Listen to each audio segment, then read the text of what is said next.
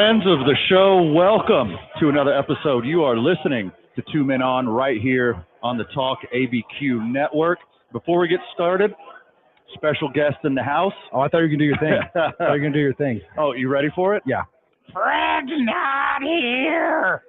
It is a Fredless hump day. We are Rio Bravo Brewing. I already have a Mexican lager. I believe, Andy Lyman, you have the exact same. I do. Without that you. disgusting tomato.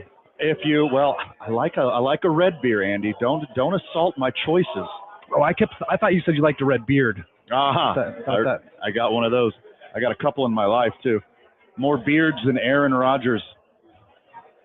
Rio Bravo is rocking. We got a couple spots at the bar open, a couple tables rocking, and usually you are Andy Lyman, but today after Seattle Seahawks victory, call me Skipper. And a Seattle Seahawks parade, you were the Seattle Skipper. I wish I was there. I would have been. Actually, I don't. I hate parades. I really hate parades. But it was cool to watch on TV. So you are a Seattle everything fan. Yeah, Seahawks, Mariners, yeah. The ghost of the Sonics. Shit, yep. The Rainiers. Not really Seattle, but close enough. Seattle area.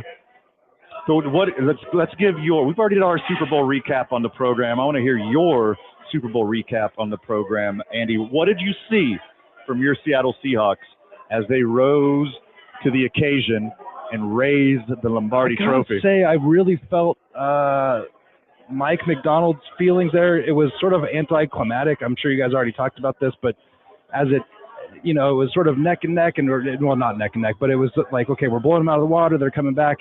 And then it was like, oh, this is over, but you just sort of had to watch it play out, right? Like the excitement was there about, 5 minutes left in the game, and then you're just like, all right. And same thing, you see Mike McDonald, he's like, oh, we won the Super Bowl. You know, like he's like the least emotional human being. I felt like that too, because everyone else was like, aren't you so excited your team won? And I'm like, yeah, I am, but I kind of knew it happened 10 minutes ago, And this is no relation to Michael McDonald. Yeah. Yeah. From the Doobie Brothers. Yeah, no, I don't think so. But, oh, man, the classic poor guy, though, right? Like, first he had we did not care, got kind of got passed around. I mean, a lot of 12s are excited about that, but he looked a little awkward there. And then, of course, now it's a meme where he's looking at the confetti afterwards, right? Wow. Yeah, just standing. And now I saw a clip today where the opposite of the Hillary Clinton meme where she's like, oh, he's just like, yeah, whatever. It's like he's on LSD, just looking at the stadium, like taking it all in, which is kind of cool. But then I saw a clip today where they had him mic'd up, and he takes off his head. He goes, we won the Super Bowl, just like that. And he takes his headset off and does the Gatorade thing. But yeah, I mean, it was an exciting game. Well, for you. Not for Patriots fans. It was boring as shit for everyone else watching. Well, to be honest, fans loved it. It was slightly boring even for a Seattle fan too, right? Like last Super Bowl win we had was with the Broncos, and that was sort of the same thing. By halftime, you're like, we know we have this locked up. We got a 40-point lead. Right. There was a point in there where I'm like, okay, Patriots could bring it back, but then there was a point where I'm like 4 minutes left, they're down 16. You got to get two touchdowns, 2 onside kicks, 2 2-point conversions, and then we're a full touchdown ahead of. I mean, more than a touchdown ahead of them. It was at one point I'm like, oh, I might be able to still cover the spread on this if they they can get another touchdown and I'll get the over on the points, right. But no, that didn't happen. But it was still exciting. I was pumped. I mean, Seattle's defense was completely dominant. We never had a chance. It seems like Drake May was lost the whole time. It didn't come out till after the game, but allegedly he had a shoulder injury. Wasn't bad enough to not let him play. Like, you got to run with the guy who's been on your squad the whole year. But he looked lost. Like the second highest completion percentage in the NFL all year. He still had me nervous at the beginning of the game. I thought, is this going to be another Brady legacy, right? Oh, sure. Like, that's how Brady came out, right? Bledsoe was out, Brady was in, and then the rest is history. And I'm like, is this going to be this guy's? But I feel bad for him. I always thought there was some Patriots mojo, some Patriots juju. Like, they were gonna claw their way back. Like, Vrabel's a good enough coach, got a good enough coaching staff. Drake May would eventually figure it out, but it just never happened. No, and Seattle's defense, but I also think that their O-line needs to get a big shout out too. Yeah, totally. Throughout the whole season, they managed to protect Sam Darnold, who really shouldn't be passing the ball as much as he is. Sure. Like he needs to keep running that ball, or not having somebody else run it. But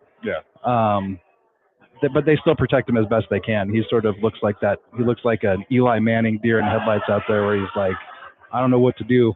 Somebody take this ball from me. You know? Well, I mean, he's done everything he needed to do, like the past 2 years, to get the Vikings to the playoffs with, a hell of, I think, 14 wins last year, another 14 wins this year. Sam Darnold, seems to be a dude. And by the way, we talked about ginger beards earlier. The ginger Jesus.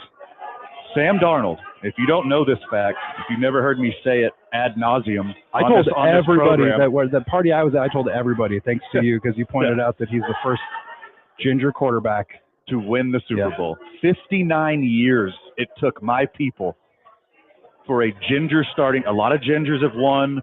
Quit yelling at me. I've heard this argument before. There's never been a ginger Super Bowl winning starting quarterback. Right. And Sam Darnold finally did it after 59 years. I've never been more proud to be a ginger. I felt bad for him like I felt bad for May. They were a good matchup, because you got May. He's a brand new quarterback, essentially, and people are looking at all eyes on him. Don't mess this up. I can only assume that Sam Darnold's brain was going, don't screw this up. Yeah. Don't screw this up. Sure. Because everybody's thinking, how is this going to be, you're going to get to the Super Bowl and blow it? Right. Like you got to the playoffs and blew it? Or that you've been through 6 different football teams in your career. I think he had a lot of pressure on his shoulders too. Well, it's the curse of the Jets. Yeah. No one is good on the Jets. Ever. He got buried in New Jersey, in Cleveland, in Carolina, in San Francisco. Got a chance with the Vikings. Showed up and showed out with a good team. You think that has something to do with Hollywood Joe? Is that where the curse started? He sold his soul to the devil. After that, so the Jets could win one single solitary Super Bowl, and then they're toast. I mean, if we know anything about the documentary Little Nicky, then they wouldn't even let Dan Marino sell his soul, because Joe Namath got to do it once. Yeah, and after that, the devil's like, I'm not making any more sports deals. No, he sold his soul to be in Ace Ventura. That's a good gig. Yeah, Snowflake.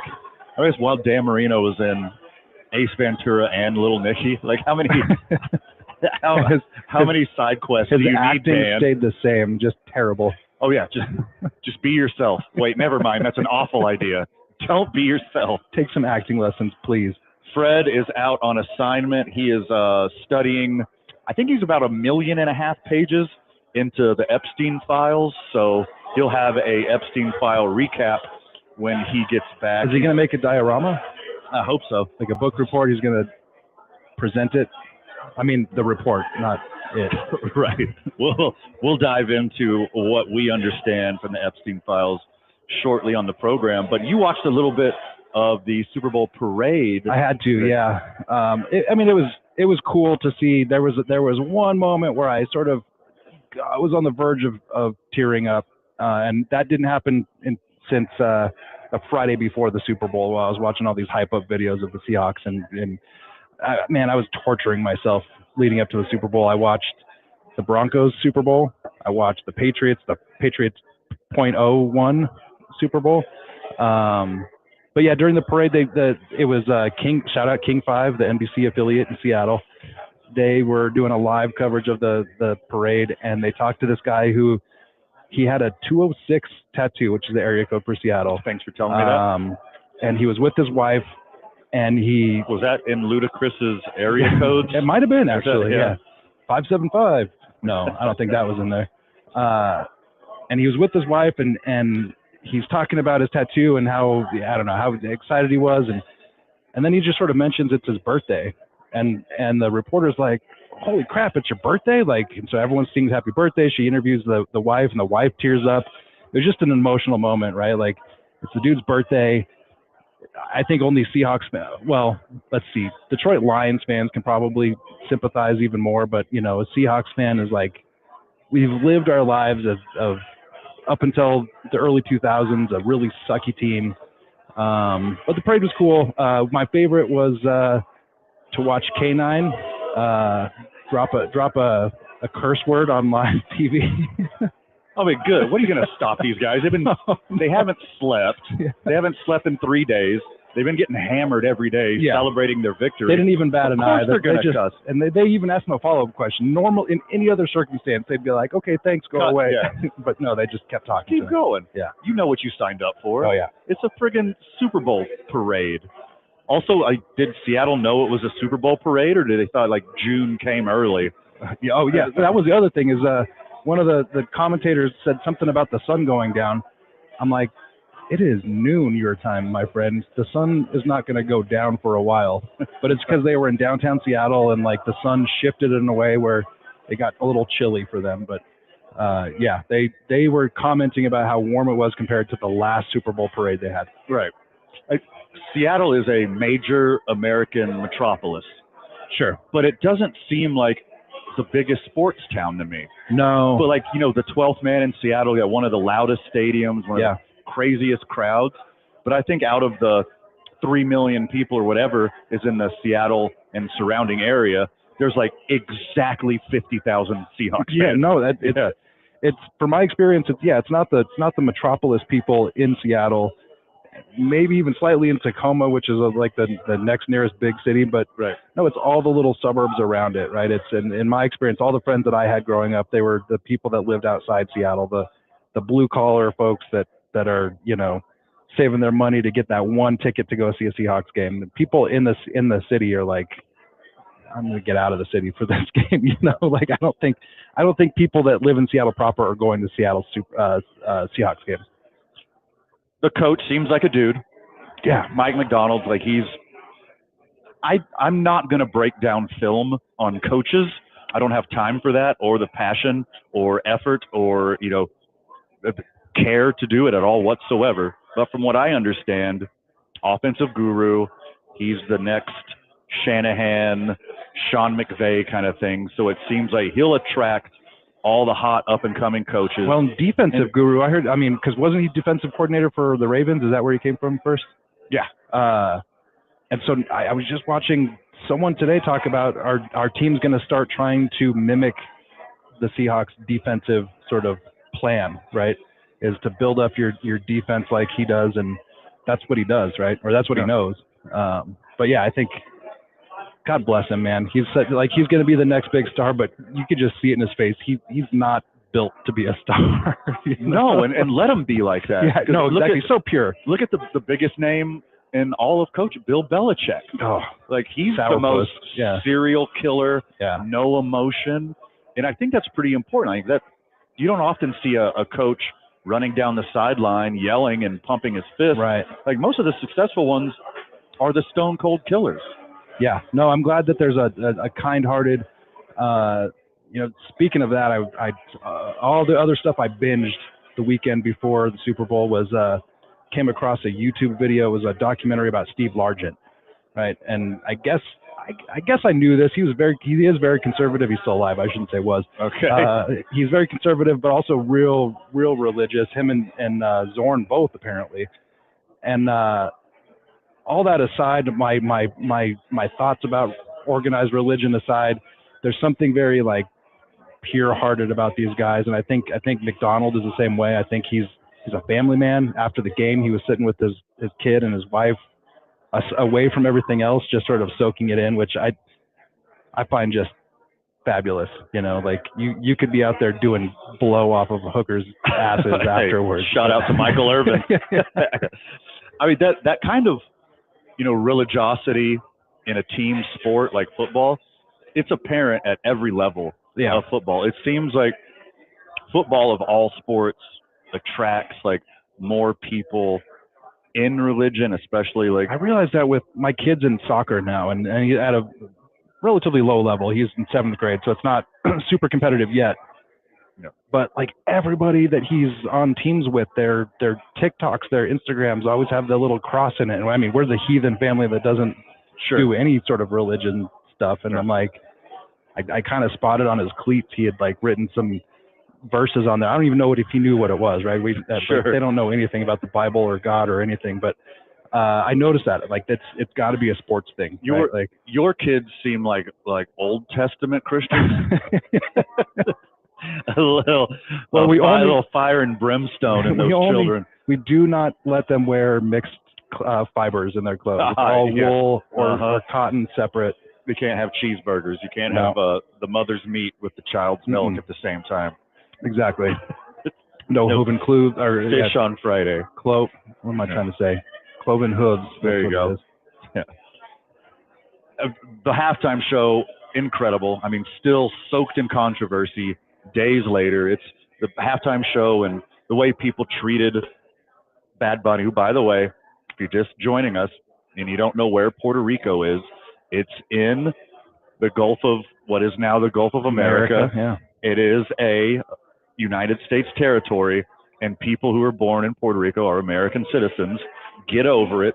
I'm pretty sure, I could be wrong, I think it might be, if not the oldest, one of the oldest territories of the United States. Right. Like, they landed there first. If there was a waiting list to the mainland. If there was a waiting list for statehood, Puerto Rico would be first in line. Like, if we were going like in order of when we acquired stuff, I think Puerto Rico would be first. But yeah, hard agree. I mean, I thought the show was incredible. First off, like, the biggest complaints is I didn't know a single word he was saying. Speak English. Okay. Ba with the ba. Exactly. Was ba with the ba English? Where is that in the dictionary? For sure. Where is I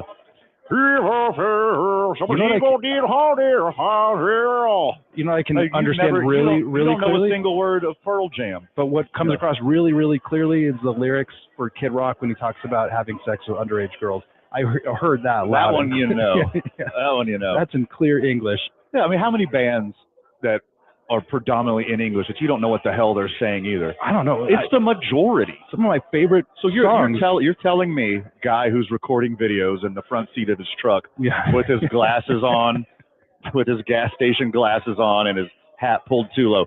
That guy, are you telling me you know every word of Metallica? Because that's always the example of, like, we got to get a rock and roll band, someone who loves this country, someone who's American.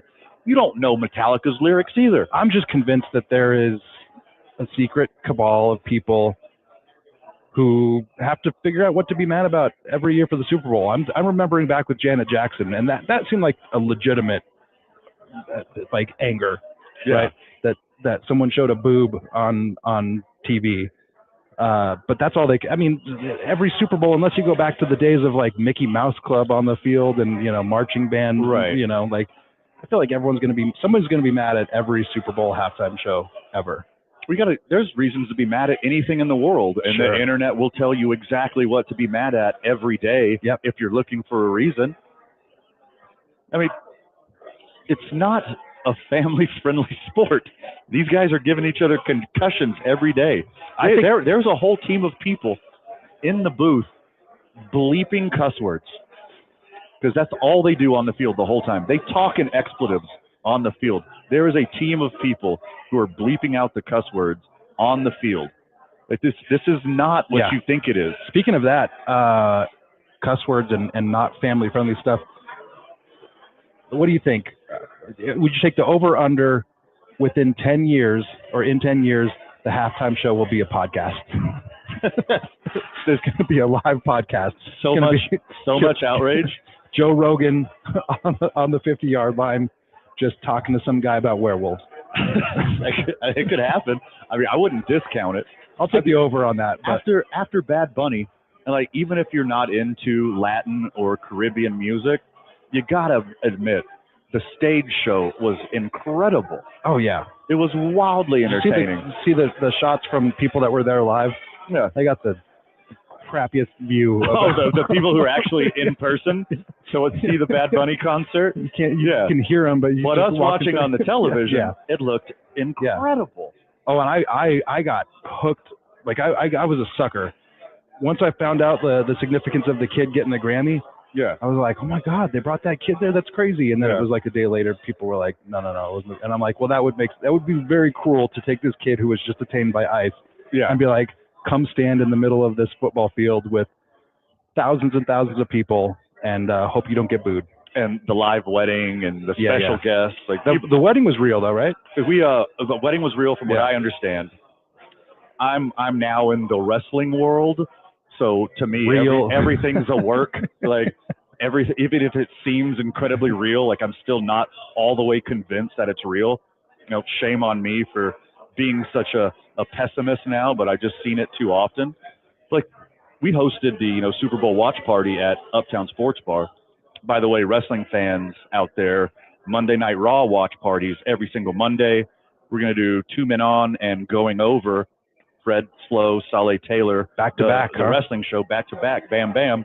Then we're going to have Monday Night Raw watch parties at Uptown Sports Bar. So those of you who will be fiending for Monday Night Football at Howie's, I got a little respite for you up until next football season. Come hang with the boys every Monday at Uptown Sports Bar. Just as violent, right? Yeah. I mean, a little greasier though. Shinier. A little shinier, a little greasier, but an absolute blast. The crowd went bonkers when Lady Gaga came out. The crowd went bonkers when Ricky Martin came out. The most exciting to me is when I saw the Mandalorian on the porch. I was like, Pedro, where's Grogu?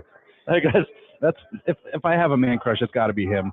Looking at interviews and just I don't know. I don't know everything about Pedro Pascal, but what I do know about him, I'm like, he seems like a good dude. I would love to get a beer with him, and he just seems like a cool dude. Hard agree. I'd love to. Some dudes that I do not want to get beers with, they call that a teaser there, Andy. We'll tell you who those people are when we get back. I can't wait. 2 Men On, Talk ABQ.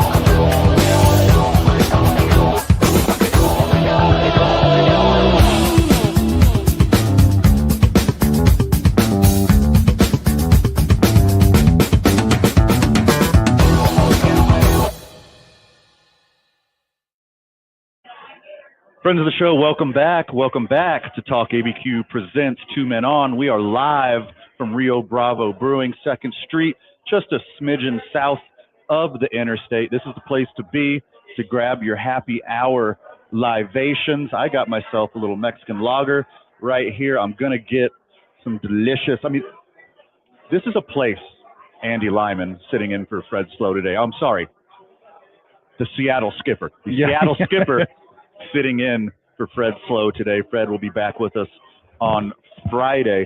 This is a place that not only makes good beer, but they take their food very seriously. Yeah. It's not just bar food. Got good tacos. Legit good food. Man, I've had so much here. I'm trying, I feel like even their grilled cheese. You've had their grilled cheese, Mr. Vegan, right? Yeah, for sure. They have some good food here. Hard agree. The Epstein list, people in the know, people in the inner circle are getting unredacted versions of the Epstein list. Yep. And people are absolutely outraged. A name that keeps popping up on this list, and I'm going to have to apologize. I got a layman's knowledge of what's going on here. There's just way too much information. Yeah, it's like a fire hose of, Absolutely. Yeah. There's just way too much information for me to jump in and act like an expert or act like I'm not a layman in this thing. But one person who's taking the most heat right now is Casey Wasserman and the Wasserman Agency. A lot of musicians, actors, athletes, rappers are in their agency. Abby Wambach from the Olympics decided to drop Wasserman. Chaperone decided to drop Wasserman. Dropkick Murphys, Sylvan Esso, a bunch of people. There's a mass exodus from this representative. And we're just going to see more and more of this, because if our government, if our Department of Justice is not going to be holding these people accountable who are involved in this horrible human trafficking, sexual exploitation, and more ring of the worst people on earth, if the Department of Justice, if officials in our court aren't going to do anything, we as United States citizens and citizens of the world have to do something ourselves to hold these people accountable. And we're finally seeing it. If I were this Wasserman fella, I assume it's a fella, Casey's a fella, I feel like because what my first thought was, there's so many folks out there that are getting their name pops up in something, and you hear everyone from Elon Musk to anybody else say like, oh no, it was a business deal, I never went to the island, blah blah blah.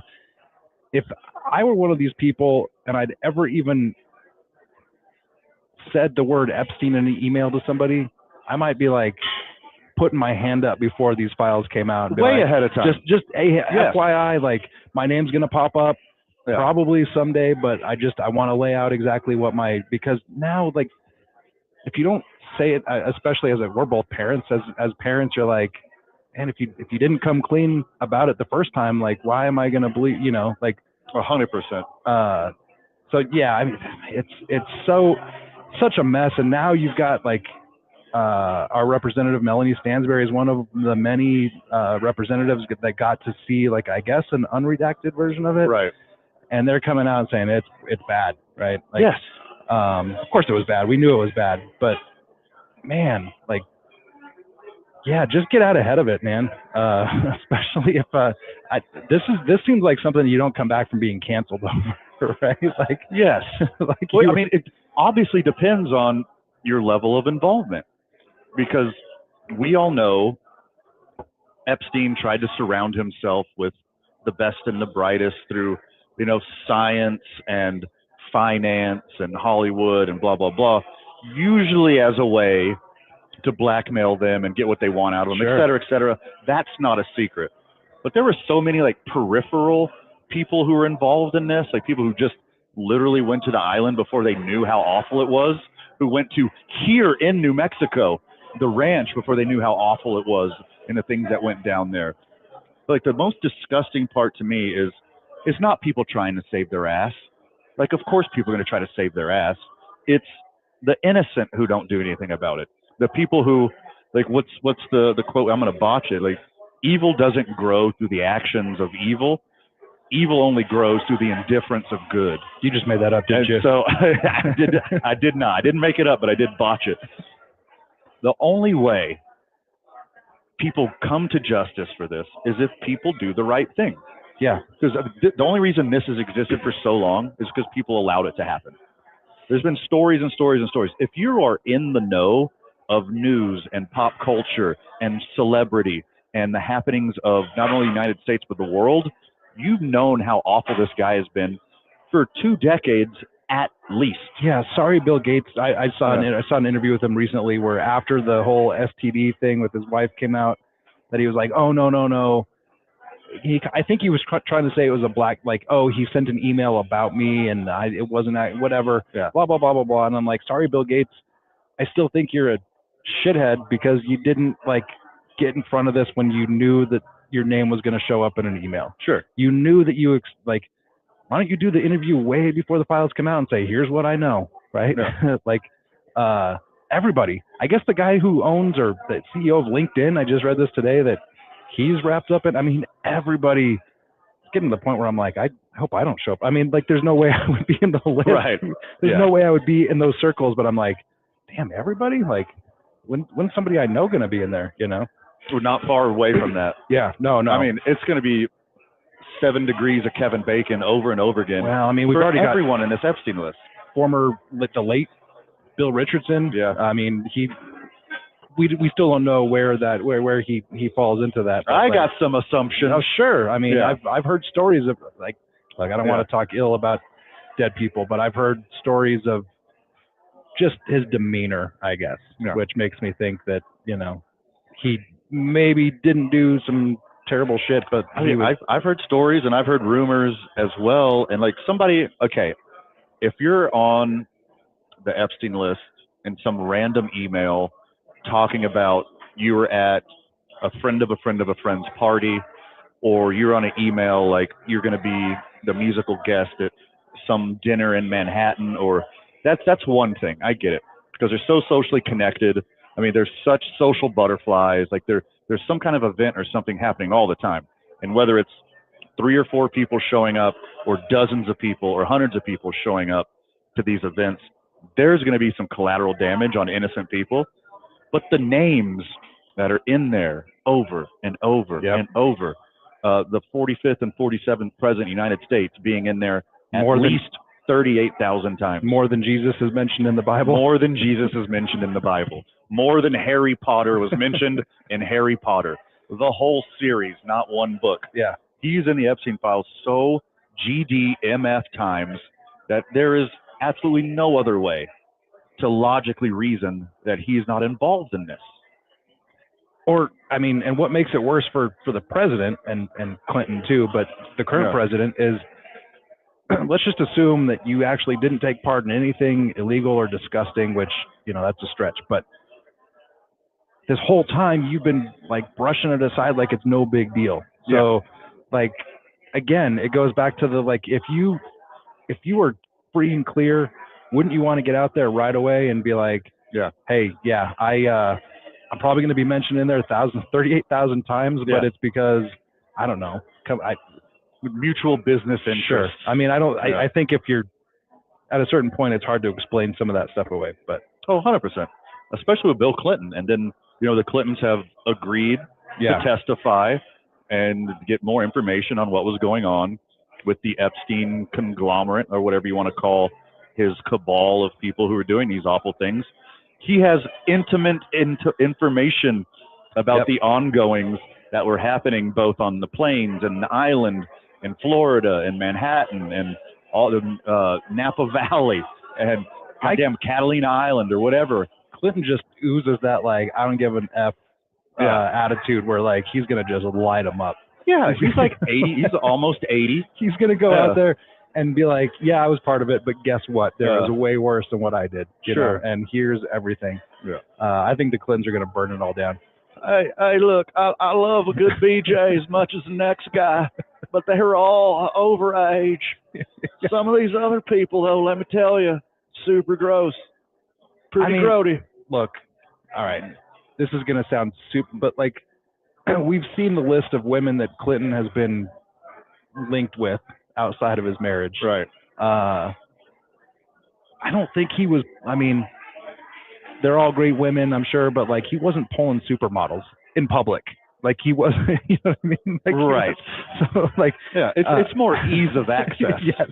Yeah, for sure. Like, I'm not putting it past anybody. Anybody that's out there, I'm like, who knows? It's what the called hell? low-hanging fruit because it's ripe and it's ready and it falls right off the branch. Yeah. Nobody climbs to the top of the tree to get one apple. No. You just grab the ripe one that's right there. These are all just, it's crazy. I mean, the whole thing that's crazy is that now it's like literally everybody who's in power. And now we're all going to be second guessing, like, why did you talk to this dude? Why were you going to meetings with him? Even if you didn't go to the island, you flew on his plane. What did you talk about? I've got all sorts of questions. It's like almost all of the Trump administration, and it's about flip a coin. Half of the Democratic Party was involved with this too. Like, I love that when people are like, "Oh, wait till your favorite," and I'm like, I don't have a favorite celebrity when it comes to pedophilia. Yeah. You know?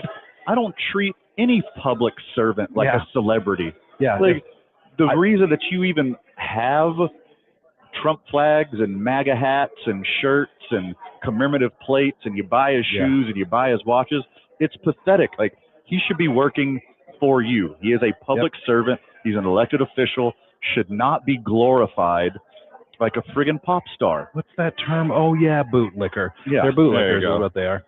I mean, it's pathetic to me that people look up to these people like they do already, like as big of a problem as is in this country and world that, public servants are treated like movie stars. It's ridiculous. Like, do your job, work for me, my taxes pay your salary, vote in my interest, quit lying to me, and quit being involved in a worldwide ring of pedophiles and drug smugglers. I've long said it's okay I just wish more people would say, yeah, I voted for the guy, but I don't like it. You know what I mean? Like, it's okay to be like, I was wrong. I was wrong by voting for that guy. I messed up. But people, they just double down. They're like, I'm just going to buy some more gold sneakers and I don't know what else is he selling? Bibles and I don't know what else he's selling. Anything to get snake oil, whatever. Yeah. Fake crypto. Literally anything. They will go through mental gymnastics to be like, oh, no, but. I literally just saw somebody shared the video. It wasn't like an original video that I saw, but a guy justifying like, yeah, if you were on an island and you knew that nobody was going to find out and there was a beautiful 14-year-old, and I'm like, what? What? No. Yeah, there's people out there that are like, no. Well, what would you do? Not have sex with a child. Right. Well, I wouldn't be on the island. It's incredibly easy. I would probably be on the island. I would 100% jump on a private jet and go to somebody's private island. Once I saw how awful it was there. Oh, man, wouldn't that be the worst feeling in the world? Yeah. Like, you show up to the island. Damn it, when does the jet leave? It's like a Jordan Peele movie where you're like, oh, man, I'm stuck on this island, and, like, I guess I'll go be like Tom Hanks on the beach and talk to a volleyball just for start the rest of the time. swimming. There's got to be another island somewhere close you could take a paddle boat to. Just bird box it, blindfold yourself, and sit on the beach. Yeah, I could be fooled the first time. I wouldn't keep going back for more and hanging out with these people over and over again. All right, Jeff, I'll come next time. Yeah. There's better not be any young girls there. Oh, you got me again. Oh. No, I would not. No. Fool me once, shame on me. Fool me twice, you can't get fooled shame again. on you. Can't get fooled again. Fool me 3 times, shame probably back on me again, because I should have learned the first or second now time. You're on a list. Fool me 4 times, I got you right where I want you. Watch your back. You're going to fall into my trap eventually. Fool me 5 times, maybe it's my problem once again, but fool me 6 times, Andy. Fool me 38,000 times. I believe the 6th time is also my fault, and then all of them afterwards. It's like the Olympics. Every 4 switches back and forth. Okay. When we get back, more sports and pop culture talk. There's some weird stuff going on to the South, Andy. I want to hear your thoughts on it. I'm shocked. Talk ABQ presents 2 Men On. More when we get back.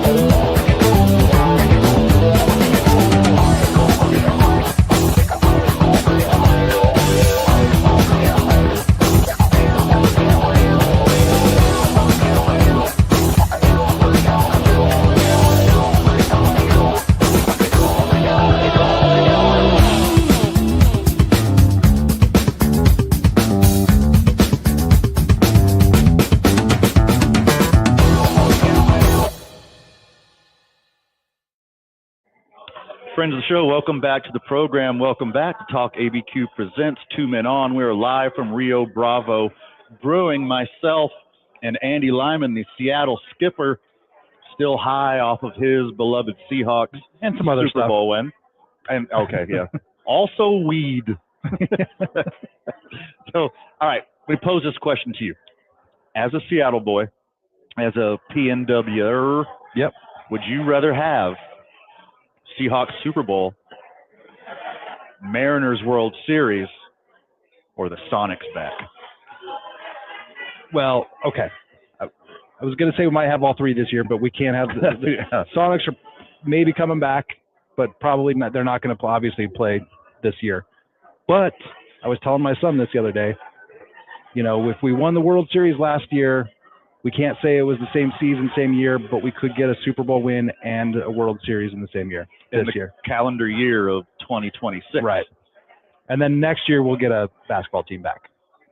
You feel that not only will they have NBA expansion, but that Seattle will immediately get a team, and they play year one? Yeah. That's incredibly optimistic. Yeah. Well, when I saw there was Las Vegas and Seattle were in the mix, I was like, I don't even know. I mean, yes, I'm hopeful.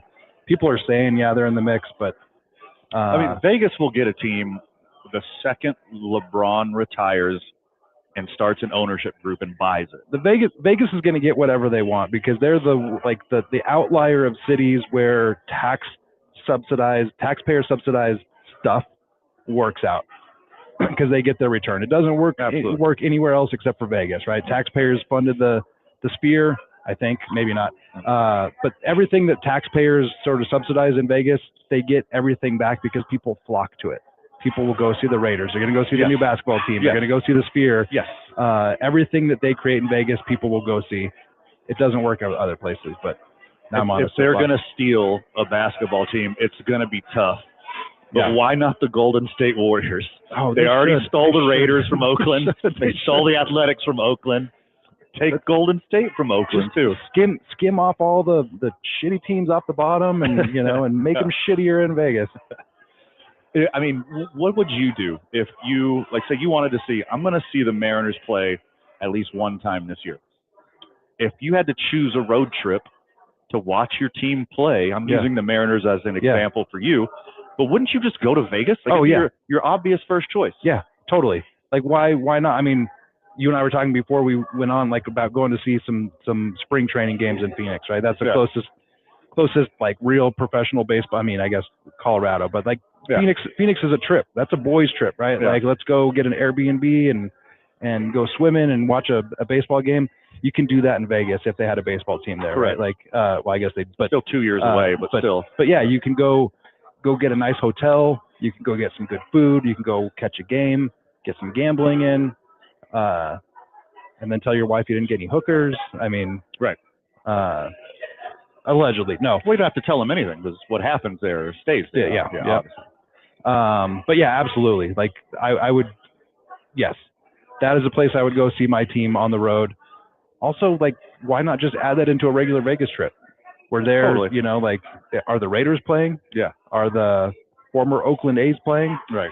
Is the new basketball team playing? We got a chance to see any one of those any time of the year.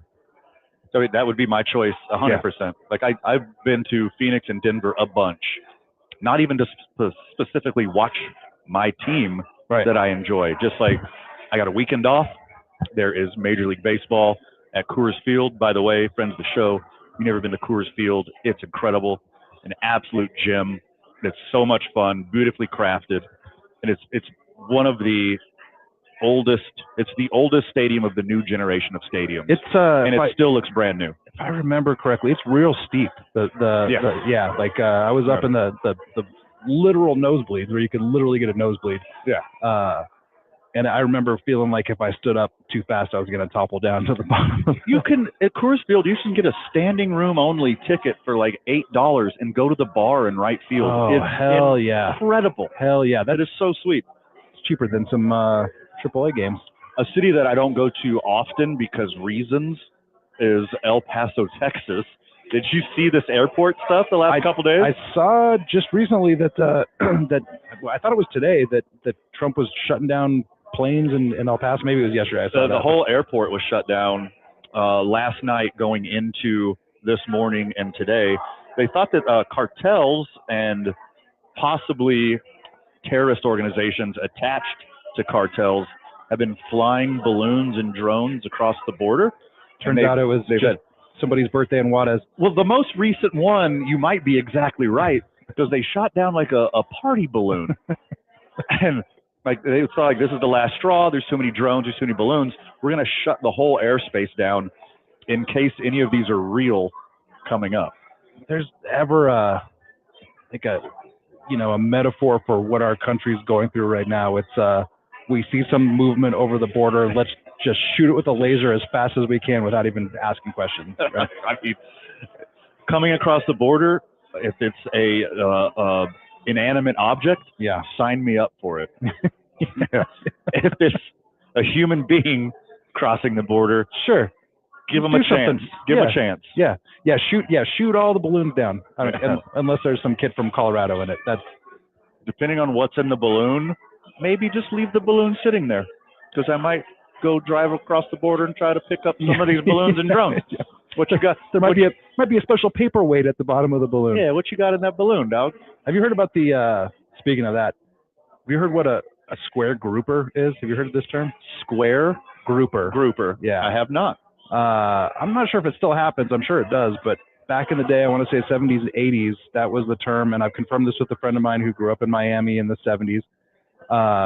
It's basically a big bundle of drugs. So, these cartel boats would have to dump stuff over, they'd lose stuff, and these big bundles of drugs would wash up on shore, and they'd call it a square. I got myself a square grouper. Oh, like grouper the fish. Yeah. But it's a square. I've got a buddy who grew up there, and he said in the 70s, early 80s, cocaine and ecstasy was everywhere because of that. Just like he's got stories about him and his friends, like, oh yeah, we found some ecstasy over on the beach over here. So like, they just had ecstasy for the summer. As teenagers in Miami. I find myself a pretty fortunate person, but fortune hasn't struck me down like finding a kilo of cocaine on the beach. You just dipping your toes in the sand, and one of these square groupers washes up. Yeah. Like, wouldn't you be like looking over your shoulder the whole time? Like, wouldn't you be worried? Yeah, I would be real nervous about taking that. Yeah. I would maybe leave it and come back the next day. I mean, I don't know. I don't know. Open it up, see if there's a tracker on it. My brain goes to money, right? Like, cocaine's bad news, and I have no intention on doing it. But I'm like, somebody might want to buy this. Somebody wants this. Yeah. I mean, that's basically the plot to True Romance. Fantastic movie. If you haven't seen it, friend of the show. I appreciate taking airline passengers' safety very seriously. Sure. Like, kudos to you. Good job, guys. Appreciate that.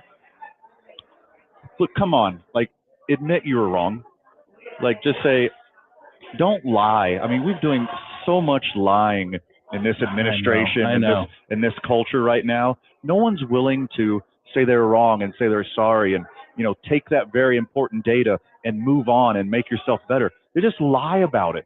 I really do feel like a frustrated parent with this administration all the time. Thinking back when we talked about having kids before, I'm like, so many times I'm like, just tell me. Like, I'm going to be more mad if you stick to this lie. Right? Yeah. Like, just if you own up to it, I might be mad, but like, I'll get over it because at least you owned up to it. It could be a learning moment. Yeah. It could be a teaching moment. You take your bumps and you learn from them. As far as not those kind of bumps. Yeah. Not the bumps that come from the balloon. Yeah. I actually have a lot of respect for politicians that do own up to flip-flopping or being different, saying like I lied or, whatever. Yeah. I would have much more respect for anybody if they were like, yeah, we messed up. Whoops. Whoopsie. A little more politics than sports on the program. We had a journalist from the Pacific Northwest, so I figured why not a little more Seattle Seahawks and Epstein and weird government stuff going on. We haven't talked about heroin yet, though. No. Go for it. We got a few minutes left, buddy. That's Seattle's bread and butter, literally, right? Like you can get like a heroin grilled cheese, I think, in downtown Seattle. I'm just kidding. I don't know. You don't know for sure. No. You assume. I know there's a lot of people on drugs in downtown Seattle. I've seen them. They are everywhere, and they're not hiding. No. That fentanyl. The blues will get you. A lot of zombies out there. A lot of zombies on the streets here in Albuquerque recently. Yeah. The weather's turning, so all these winter zombies that went south for the winter, like they're coming out of hibernation. They're coming right back, man. Wait for this new rush of, hunchbacks sitting on the corner wearing their Tim Keller sweatshirts. I'd still want one of those so bad, dude. Those are absolutely incredible. So Andy Lyman, co-host of The Green Room with me, Van Nunley. Coming back shortly. Very excited for that. Took the holidays off.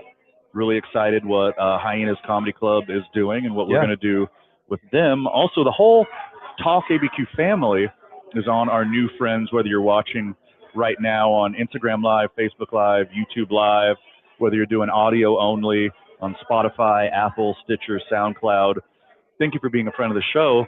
And if you're a new friend of the show on the New Mexico Education Channel, Comcast Channel 96, produced by Candace New and her wonderful team at Catharsis Media, thank you for being a new friend of the show. We enjoy being with you, and we're excited to give you more content. So what we do here, Andy, is Tuesday, Thursday, Saturday, you get 2 men on. Wednesday, you get myself and Max Machado doing the golf program, filling the holes. Friday, you get my fight show, talk about the expert in combat sports, Micah Frankel, doing his program, and the premiere episode will be this week. So all of our UFC and wrestling and bare knuckle and combat sports fans, get crazy. Your favorite new show is coming, and soon to be, The Green Room will be back on the weekends, probably Saturday or Sunday, depending on when we record. And then for the kiddos out there, not just the kiddos, all these wrestling fans, we're going to get not only Duke City Championship Wrestling Saturday mornings, we're also going to get the fight show, and we're going to get Going Over with Fred Slow and Saleh Taylor. 7 days a week, you get your dose of Talk ABQ. Can't ask for much more. So you are welcome, and we welcome you, new friends of the show, on Comcast Channel 96 with open arms. Friends of the show, also, don't be worried about Fred Slow. He is out on assignment, and he will be back Friday. But lucky for me, we had the Seattle skipper, Andy Lyman, hang out with us for this hour on the program today. Andy, thanks so much for hanging out. I get to wear this hat maybe once a year, maybe hopefully again someday. But I don't think they're going anywhere, man. The NFC West is going to be pretty tough. Rams, Niners, and then the Cardinals are also there, but they don't count for anything. They're literally the redheaded. I think my second favorite NFL quarterback, the ginger hero, Sam Darnold, will be back in full effect next year. You're going to challenge your trophy. Another wholesome dude, just a wholesome guy, just a big old smile on his face. He's almost too nice. Yeah, he's to the point where you meet somebody that nice in the world, out in the community, out in the wild, you're like, I don't know, man. Where's the bodies? You're on the list, aren't you? Where's the bodies, Sam? That's what they say about every serial killer. The neighbors are like, he's just the nicest guy I've ever met in my life. He carried up my laundry for me. Yeah, help me bring groceries into the house, walk grandma across the street. That's why I don't do anything nice for my neighbors. Andy Lyman, thanks so much for hanging out. It's a pleasure. Friend of the show, thank you for hanging out. We will see you on Friday, and we will see you the following Monday from Uptown Sports Bar, where we will be watching Monday Night Raw. Wrestling fans out there, or fans of just a good time and good food and who think they could beat me at pool, come hang out. I'll be there. Until next time, for Fred Slow, for Andy Lyman, I'm Van Nunley. You stay safe out there.